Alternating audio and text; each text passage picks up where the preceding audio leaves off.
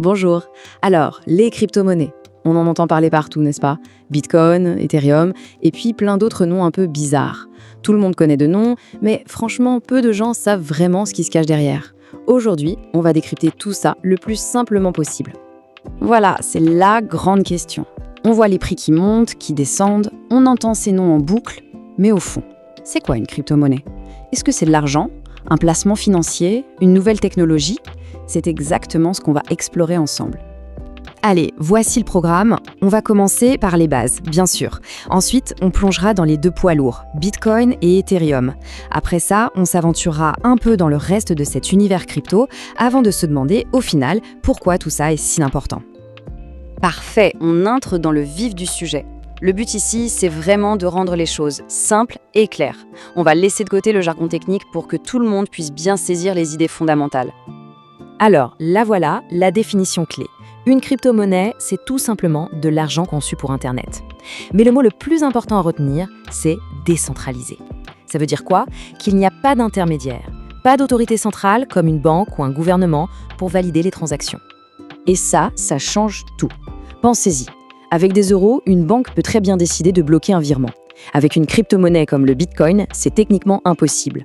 L'échange se fait directement d'une personne à une autre, n'importe où sur la planète, et sans avoir à demander la permission à qui que ce soit. D'accord, mais comment c'est possible ce système sans chef? Grâce à une technologie qu'on appelle la blockchain.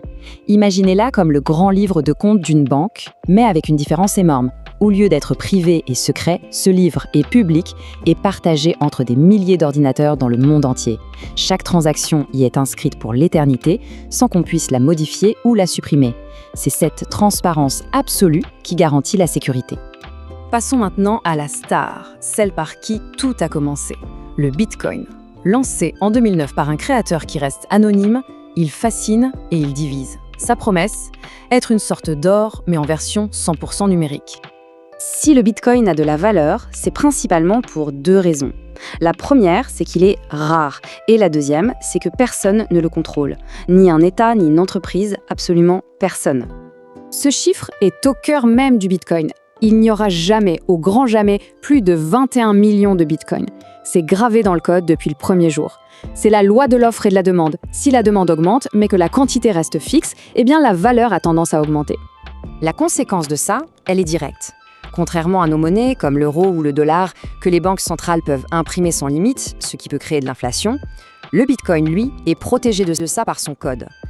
C'est pour ça que certains le voient comme une sorte de protection, une réserve de valeur. Mais attention, l'univers crypto est bien plus vaste que le seul Bitcoin. Dès 2013, une nouvelle idée a germé. Et si une blockchain pouvait faire plus que de simples transferts d'argent? C'est de là qu'est né Ethereum. Il ne faut pas le voir comme une monnaie, mais plutôt comme un ordinateur mondial.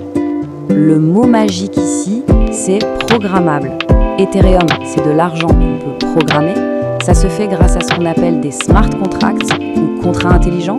En gros, ce sont des programmes informatiques qui exécutent des actions automatiquement quand certaines conditions sont remplies. Le tout sans aucun intermédiaire humain. Prenons un exemple tout simple, une collecte de fonds. On peut créer un smart contract qui va fonctionner comme un coffre-fort. Les gens y déposent leur argent. Si la somme visée est atteinte avant la date limite, le contrat envoie automatiquement l'argent au créateur du projet. Si ce n'est pas le cas, il rembourse tout le monde, automatiquement aussi. Impossible de tricher ou de partir avec la caisse. Tout est géré par le code. Au-delà de ces deux géants, Bitcoin et Ethereum, un véritable univers a explosé.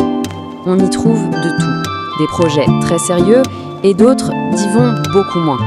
En général, on appelle tout ce qui n'est pas Bitcoin un altcoin. Parce qu'Ethereum n'est pas parfait, loin de là. Ces transactions peuvent parfois être lentes et coûter assez cher. Du coup, des concurrents sont apparus qu'on a surnommés les tueurs d'Ethereum. Solana, par exemple, a tout misé sur la vitesse et des frais minuscules. Pour y arriver, il a fallu faire quelques compromis, notamment sur la décentralisation. Et puis, il y a la catégorie la plus folle, les meme-coins. Là, on est carrément dans la blague. Ce sont des cryptos créés sans aucune utilité, juste pour le fun. D'ailleurs, le site de l'une d'entre elles l'assume complètement. C'est littéralement juste un chien avec un chapeau. Voilà. Leur valeur est 100% spéculative, basée sur l'agitation des réseaux sociaux. C'est vraiment le côté casino de cet univers. À l'exact opposé des meme-coins, on a les stablecoins. Leur objectif, comme leur nom l'indique, c'est d'être stable. Pour ça, leur valeur est accrochée à une vraie monnaie, comme le dollar. un de ces stablecoins vaudra toujours $1.